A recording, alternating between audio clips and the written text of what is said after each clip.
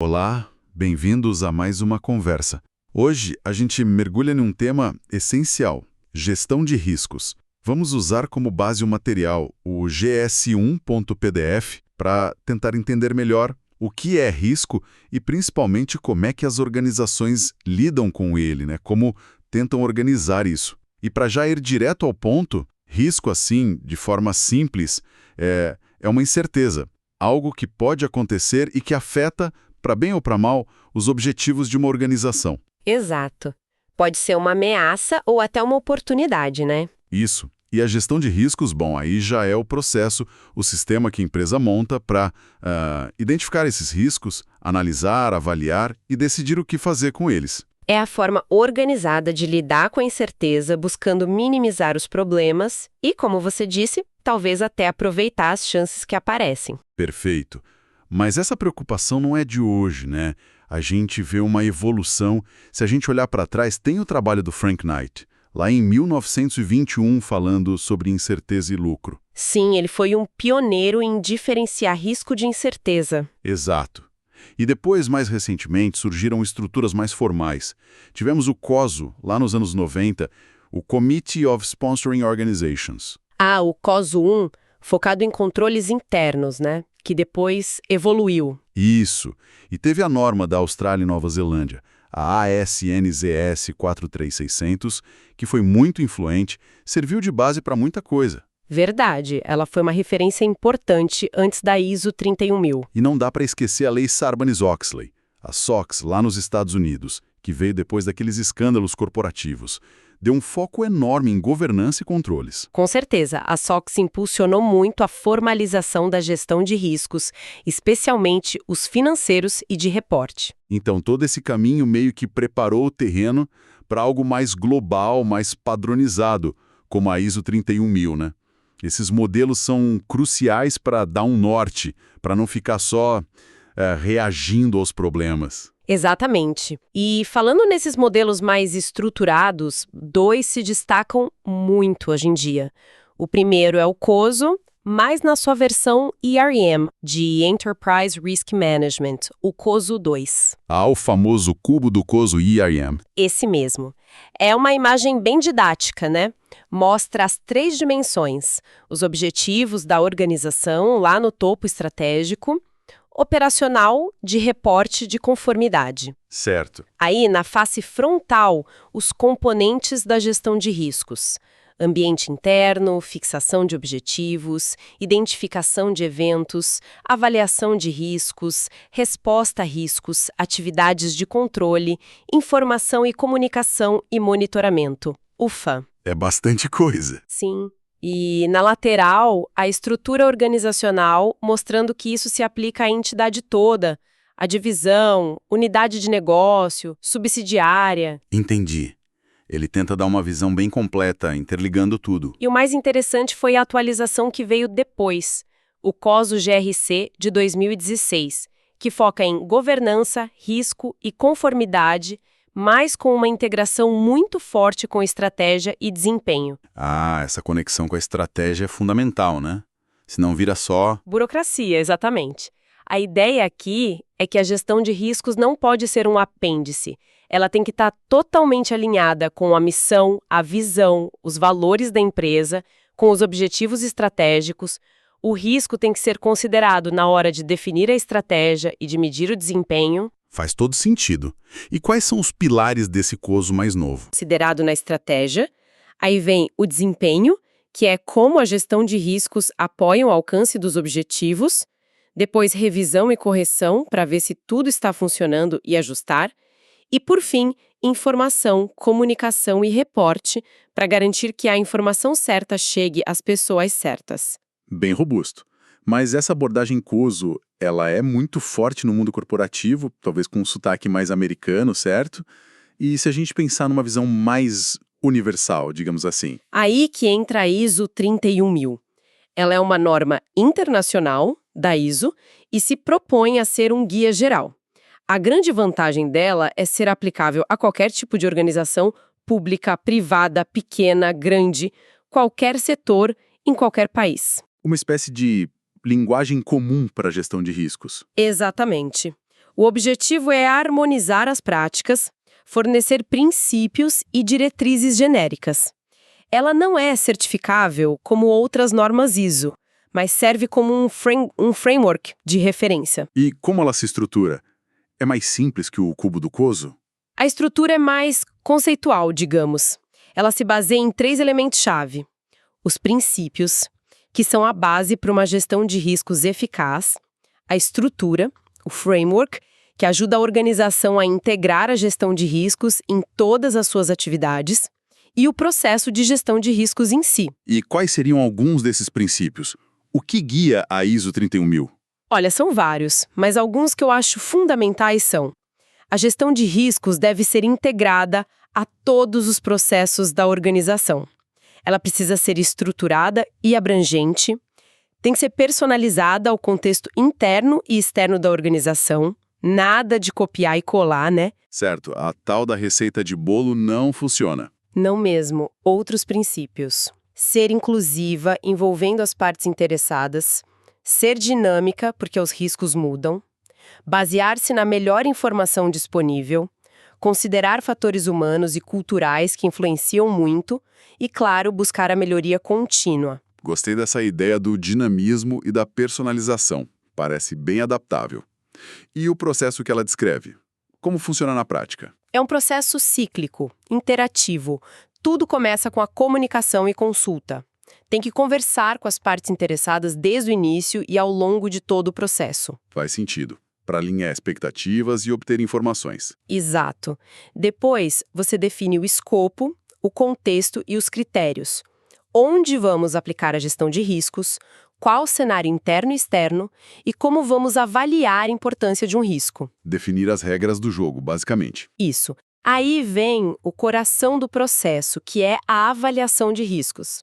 Essa etapa se divide em 3.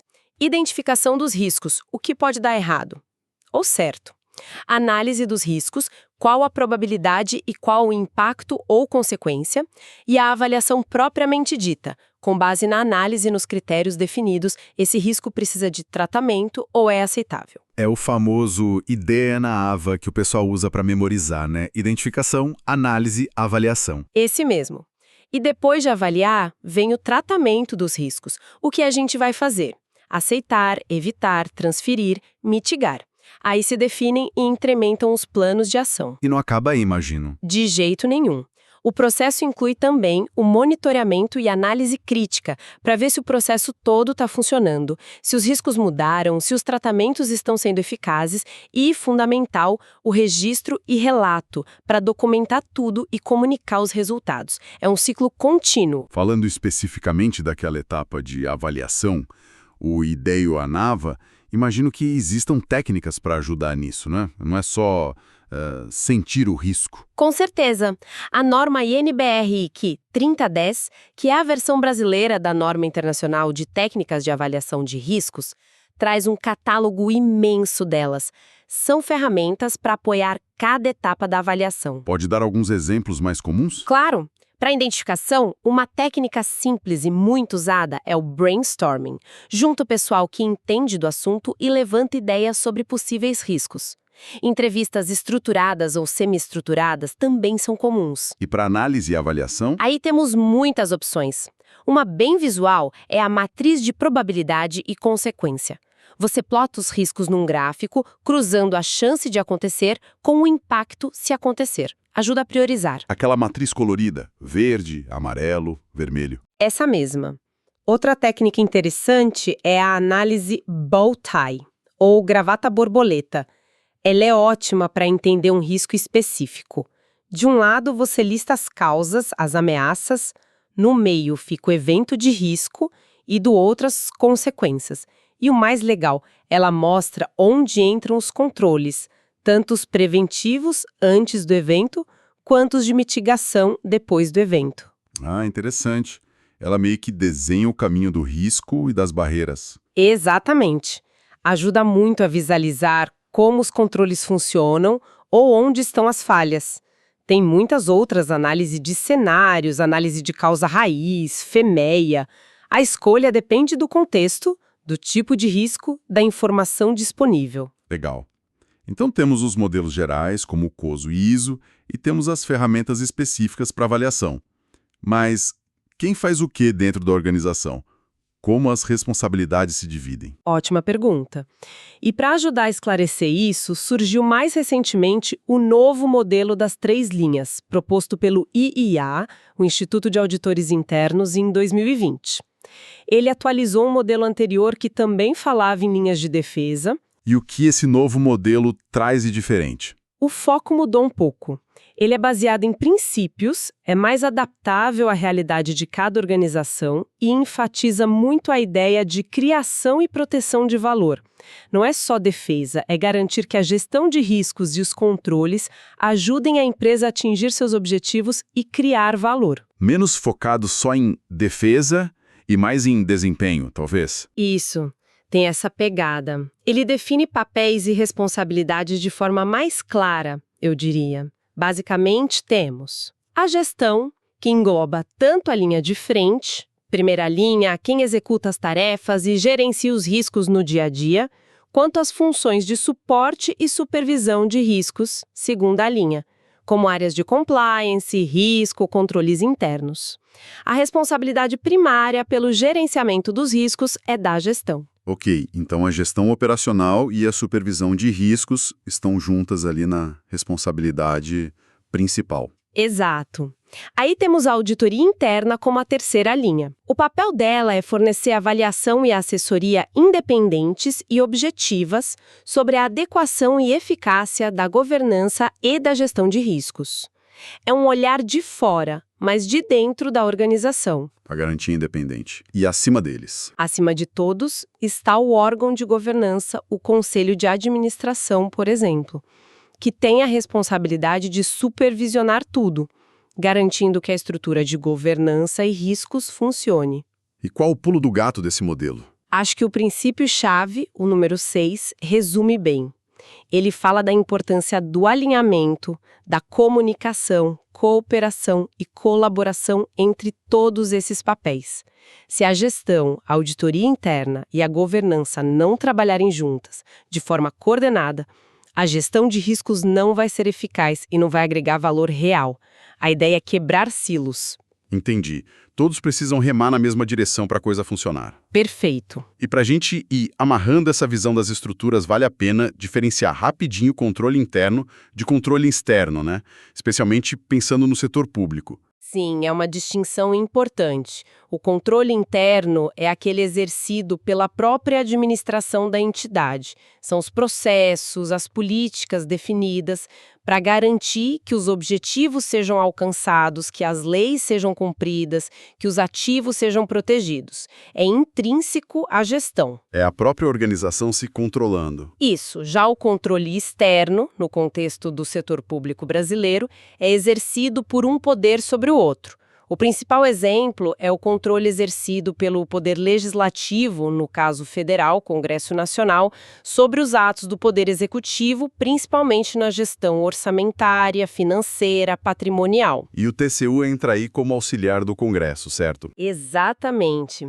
A Constituição diz que o Congresso exerce o controle externo com o auxílio do Tribunal de Contas da União, o TCU. O TCU faz auditorias, analisa contas, aplica sanções. Ele tem um papel técnico fundamental nesse controle. Mas vale lembrar que o TCU também tem competências próprias de fiscalização, não atua só como auxiliar. Certo. É um arranjo específico do nosso sistema. Sim, e importante para accountability no setor público. Ufa! Bom, acho que damos uma boa varrida, hein? Começamos definindo risco e gestão de riscos. Vimos como os modelos evoluíram e por que são importantes. Falamos bastante do COSO e da ISO 31000. Pincelamos algumas técnicas que ajudam na avaliação, como a Baltai e a matriz. Entendemos melhor a divisão de papéis com o modelo das 3 linhas. E a importância do alinhamento entre eles. Isso. E fechamos diferenciando o controle interno e externo com o exemplo do TCU. Foi um bom mapa das estruturas que as organizações usam para tentar navegar nesse mar de incertezas, né? Sem dúvida. O ponto central, eu acho, é que todas essas estruturas, normas, modelos, eles buscam trazer método, trazer racionalidade para lidar com algo que é, por natureza, incerto e como a ISO 31000 enfatiza dinâmico. É uma tentativa de colocar ordem no caos, mas um caos que está sempre mudando. Exatamente. E isso nos leva, talvez, a uma reflexão final, uma provocação para quem nos ouve, considerando justamente essa natureza dinâmica, essa constante mudança dos riscos que a própria ISO 31000 destaca. Como uma organização pode realmente garantir que sua abordagem de gestão de riscos não vire só um exercício burocrático, um monte de papelada? Como fazer com que ela seja, de fato, uma ferramenta viva, dinâmica, adaptativa, que realmente informa e melhora a tomada de decisão no dia a dia da organização? Uma excelente pergunta para a gente pensar. Como manter a gestão de riscos relevante e pulsante, e não só um ritual formal? Fica aí a reflexão.